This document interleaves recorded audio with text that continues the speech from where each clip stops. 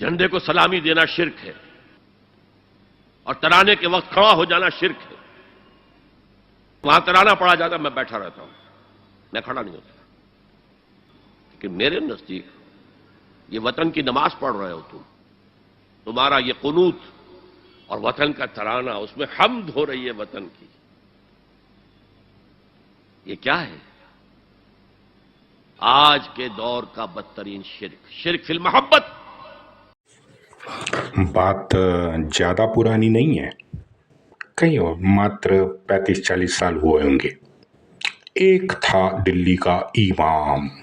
अब इमाम तो होगा ही, जाहिर है इमाम है तो नाम भी सैयद अब्दुल बुखारी। ये बुखारी सैयद कहाँ से है ये पता नहीं चला, शायद उसके बापजादे सऊदीया से होंगे, पता नहीं, सबूत तो उसने कभी दिया नहीं। खैर, ये इमाम बुखारी खुद को भारत का आलमगीर समझने लगा था। इसके बेकाबू बयान मित्रों आज भी याद दिलाते हैं कि ये धर्मांध घृणित मुसलमान मुल्ला झूठी कहानियों का सहारा लेके 800 साल का मिथ्या अहंकार आज भी पाले हुए है। एक कहानी जो 150-200 साल के बाद लिखी गई, बनाई गई और अच्छा वो भी विचित्र तरह से मन घड़त कहानी लिखी गई है। कहीं का ईंट, कहीं का रोड़ा, और वो भानुमती जो है उनकी, वो आज भी 1400 साल से कुंबा जोड़ते जा रही है। अच्छा, बुखारी के बयान सुनो जरा। यह संविधान हमारा नहीं है, हमारा इस पे कतई विश्वास नहीं है। वंदे मातरम राष्ट्रगान हमारा कतई हो नहीं सकता। इस्लाम का प्रचार एवं लोगों का धर्म परिवर्तन करना हमारा हुकूक है। अरे बाप रे! अच्छा, आगे का तो जबरदस्त है। इस भारत की सारी समस्या का हल दारुल इस्लाम में छुपा है, ये बुखारी कहता है। आगे, गणतंत्र दिवस और स्वतंत्रता दिवस की नई तारीखें हम तय करेंगे। मित्रों, आज ये बुढ़ा अरशद और उसका भाई, वो पता नहीं, वो मदनी है ना, मदनी बंधु, अगर वो ले लो, ये अभी जो मरा वो बर्क ले लो, शहाबुद्दीन था, हाँ, अकबरुद्दीन अभी भी पागल अकबरुद्दीन है। इन जैसे धर्मांध जितने भी मोमिन हैं, वो सब एक ही भाषा कैसे बोलते हैं? ऐसा नहीं है कि सत्ता पाने के लिए आज ये बोल रहे हैं। यूपी का सैयद पता है ना, 1885 वाला, वो क्या बोल रहा था? ये यही मित्र सैयद है जिसने सबसे पहले टू नेशन थ्योरी दी थी। अलीगढ़ का विद्यापीठ मुसलमानों के लिए बनाया और अपनी किताब असबाब ए बगावत ए हिंद में विश्वमन उसने किया है। वजीउल्लाह को देखो, 100 साल पहले वजीउल्लाह ने लिखा कि सूरजमल के नेतृत्व में निर्लज्ज जाठों ने एक के बाद एक किले पे हमला किया है। 700 साल से यहाँ बसे उलेमा सूफियों की सेनाओं में गहरे अवशेष पैदा हुए हैं। इस्लाम के इस प्राचीन सिंहासन से मुस्लिम सत्ता को अपमानित किया जा रहा है। यदि काफिरों की शक्ति वर्तमान स्थिति में हो तो मुस्लिम इस्लाम को त्याग देगा। ये अमृत वचन है वलीउल्लाह के। तुम्हारे कर्मों से अल्लाह के घर में बहुत पुण्य मिला है और गणों का नाम पहले से ही था, मुजाहिदीन भी सभी लल्ला। इस सूची में ये सब शामिल है। अल्लाह ना करे काफिर शक्तिशाली जो आज है, मुस्लिम उग्र हो गए तो इस्लाम का नाम मिट जाएगा। ये है वलीउल्लाह। अच्छा, उसका बेटा, उसके बेटे अब्दुल अजीज ने तो अपना शत्रु, कट्टर शत्रु ब्रिटेन को माना ही नहीं था, मूर्ति पूजक को माना था। ये तबलीग तबलीग तबलीग कहते हैं ना, तबड़क तब तब तबलीग, सॉरी, तबलीग को हवा देने वाला यही अब्दुल अजीज है। सरहिंदी को देखो, रजा बरेलवी को देखो, और ये बाकी तो सब छोटे मोटे बंगाल के तो मैं आपको पढ़ा ही नहीं रहा हूँ। बाकी के सब देखो, अजमेर के चिश्ती को देखो, बहराइच के सालार को देखो।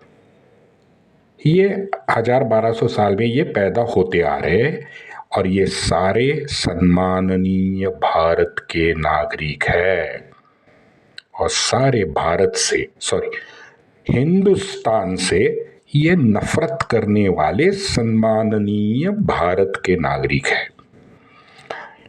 ये शिर्क करने वाले काफिरों, अगर आप हमारी बातें मानते हो, कलमा पढ़ते हो, तो आपको जिजिया नहीं देना पड़ेगा। शायद आपसे हम प्यार से पेश भी आ सकते हैं। याद रखो काफिरों, ये सारी जमीन अल्लाह की है। हाँ भाई, योगेश ने मान लिया ये अल्लाह ताला की जमीन, अल्लाह व ताला की जमीन है, ठीक है, मान लिया, चलो। तू कौन है भाई? तू कौन है? मेरा आका है क्या? हाँ, बुखारी अरशिद को सुन लो। इस घटना ने सभी 1400 करोड़ भारतीयों को अधिकार दिया है, और वो सब समान है। बताओ, उत्तराखंड में तो लागू भी हो गया, गोवा में पहले से लागू था। हाँ, मलेशिया छोड़ के अन्य देशों में क्या अवस्था है ढूंढो आप। अन्य धर्मों के लोगों को इन सभी इस्लामिक देशों में क्या क्या अधिकार है, कभी जाना है हमने? और भारत को देखो, भारत में कितने अधिकार यहाँ प्राप्त है। यही हमारा भारत है जिसमें आप धर्मांध मुसलमान आनंद उठा रहे हैं, रोज की आनंद भरी जिंदगी जी रहे हैं, और जहां जी रहे हैं उस हिंदुस्तान के प्रति आपकी घृणा क्यों है भाई? हाँ, क्या गलत हुआ है इस हिंदुस्तान में? आपसे क्या गलत हुआ है बताओ? हाँ, ये खोखली धर्मनिरपेक्षता ने पहले ही हमारे सभ्य संस्कृत जो हमारा समाज था उसको और ज्यादा खोखला करने का काम किया है। ये धर्मनिरपेक्षता, ये सेक्युलर तो खैर आयाती शब्द है, और उसकी नकली परिभाषा यहाँ पे हिंदुस्तान में कर दी गई। आपको तो पता है 1976 में ये शब्द जोड़ दिया था अपनी घटना में। और इसका ढिंडोरा पीटते हुए हमारे पूर्व प्रधानमंत्री वीपी सिंह जब दिल्ली में बुखारी के सामने जामा मस्जिद में भिक्षाम देही करता था ना, तो ये भाव भंगिमा ही वीपी सिंह का अपराध था। ये हमें भूलना नहीं चाहिए। आज भी हमारे प्रधान सेवक जब अजमेर में चद्दर बेचते हैं ना तो मन व्यथित हो जाता है। मुझे क्या सुनाई दिया? तुझे कुछ पता नहीं है यार, चुप बैठ। हाँ, हम पे विश्वास है ना? बस जो भी होगा याद रख, योगेश आपके हित में होगा, कभी भूलना नहीं। अब ये सुनने के बाद मेरे जैसा सनातनी क्या बोलेगा बताइए? कुछ नहीं बोल सकता। चलो ठीक है ना। इतने साल हुई प्रताड़ना, उपेक्षा, उत्पीड़न, धर्म परिवर्तन, हमारे ऊपर हुए अत्याचार, इसके सहते हुए 1200 साल तो हो गए। अब इतने साल बाद हम यही सोचते हैं कि चलो भाई और सही, 1200 साल तो गए और कुछ 25-50-100 साल, लेकिन उसके बाद आशा है कि सनातनियों को आत्मसम्मान की प्राप्ति होगी। 75% से ज़्यादा लोक संख्या आज भी द्वितीय दर्जे की नागरिकता जीने मजबूर है, और वो भी अपने ही देश में। बताओ।